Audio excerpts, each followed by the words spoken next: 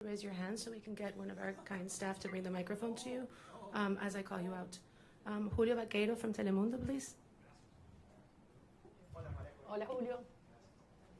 Hola, María Corina. Qué gusto verte aquí en Washington, D.C. El presidente Donald Trump, su gobierno, está hablando y trabajando con Delcy Rodríguez, así lo han dicho ellos. Usted le dio el Premio Nobel de la Paz al presidente Trump en su encuentro ayer. ¿Qué le dio el presidente a usted? ¿Un reconocimiento de su legitimidad como opositora con el mandato de encabezar esta transición en Venezuela? Gracias, Julio. Yo no vine a buscar nada para mí.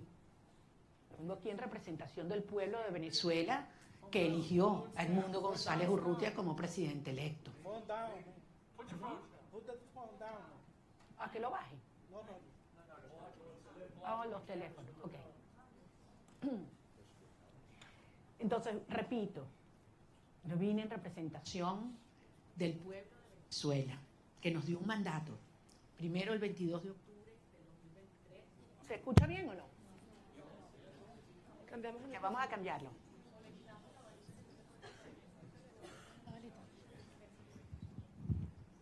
Ok, ahora está mejor. ¿Ahora sí?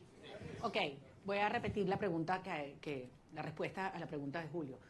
Les decía, yo vine a reunirme con el presidente de los Estados Unidos en representación del pueblo de Venezuela, que nos dio un mandato. El 22 de octubre del 2023, cuando yo recibí más del 92% de los votos en las primarias, y el 28 de julio de 2024, cuando Edmundo González Urrutia, en las condiciones más extremas y fraudulentas, recibió el 67% de los votos de los venezolanos y lo probamos.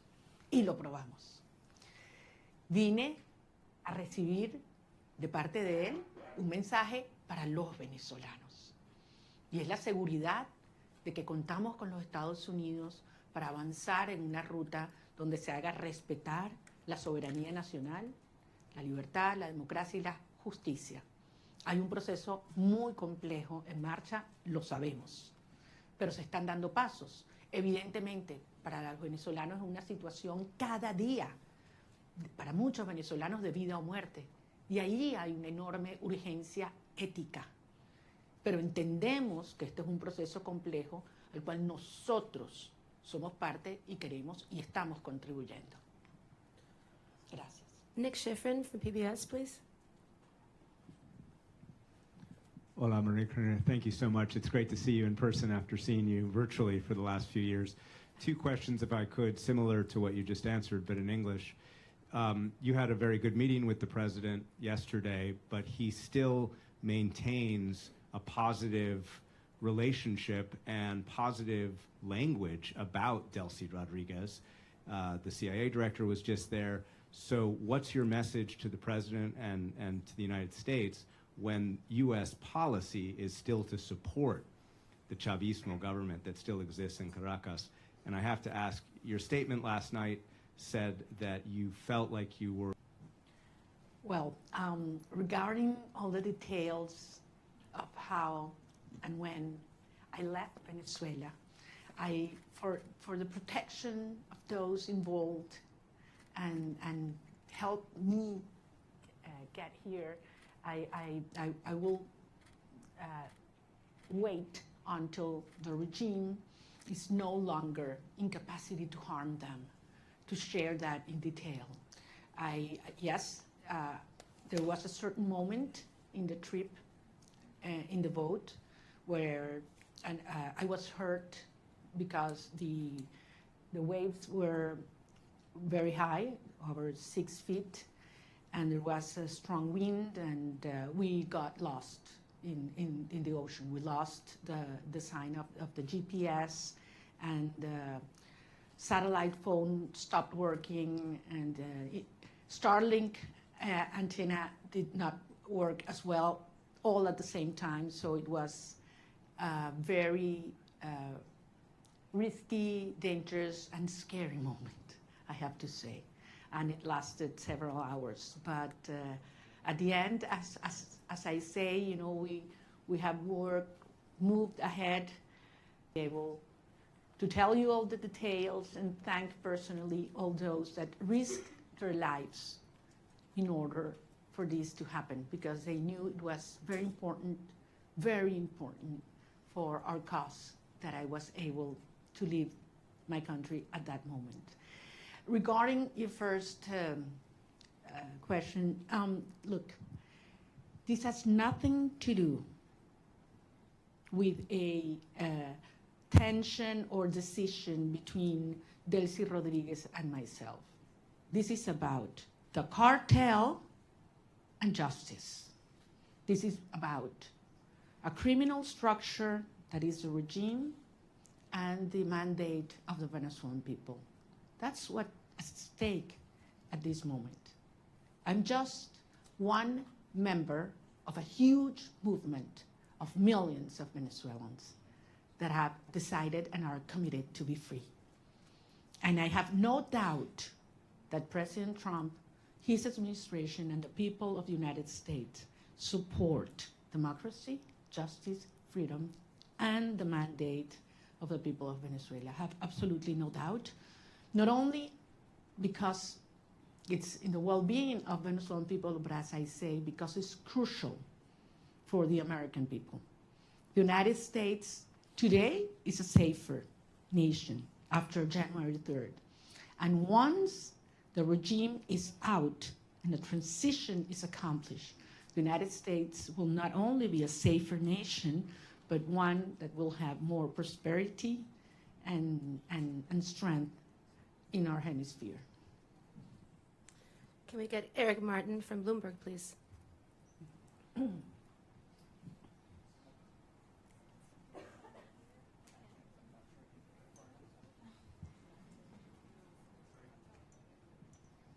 see.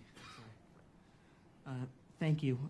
Maria Corina, would like to ask you about the timeline for democratic transition within Venezuela, because obviously the Constitution calls for within 30 days a new election. You've already been recognized by a number of countries, including the US in 2024, Edmundo Gonzalez as having won that election, and accusations that the election was stolen by the Maduro regime. As you've mentioned, you overwhelmingly won the primary in 2023. Do you have an expectation, is your expectation that the next step in this process would be a new election in Venezuela? Do you expect that to happen in 2026? Or what does the roadmap look like from getting from today's government by Delcy Rodriguez, the government de facto that is in control, to a democratically elected government? Thank you. Thank you. Thank you, Eric. Well, if the Venezuelan Constitution were respected, we wouldn't have 1,000 political prisoners. We wouldn't have 9 million people, fleeing and living around the country. We wouldn't have our president-elect exiled in Madrid. I mean, he would have taken power on January 9, 2024. So 2025, sorry. So we realize that there's no rule of law in Venezuela. I don't know actually if you're aware, Venezuela is currently in the last place globally in terms of rule of law. Out of 142 countries that have been evaluated by the World Justice Project, Venezuela is in place 142. So much for the Constitution. At the end, it is a matter of strength, and that was what made this process, starting on January 3rd, happen. I mean, that was the main difference. The regime realized that they are facing the strength of the people organized, but mostly, in this last phase, the strength of the democratic allies that are concerned about the structure of the regime, of the criminal regime in Venezuela. So this is a process that has several phases. We are in one that it's complex, as I said, in which the regime is forced to dismantle themselves some of the structures that have been maintaining them in power, starting with the repression system. that requires not only that all political prisoners are liberated, but that they are free. The fact that you are not in a prison doesn't mean that you are free. In Venezuela. Thank you very much. Thank you very much. So, such a pleasure to be here. Very grateful to the Heritage Foundation and every one of you to join us this morning. I have to say that looking back what has happened in the last years, and especially in the last days, it seems like a miracle to be sitting here in a free country in front of people that have also given their lives to fight for freedom and justice and democracy. And that's why I am very honored, not only with the Heritage Foundation, but with every single citizen of this country that has welcomed us and has honored us. What we have proven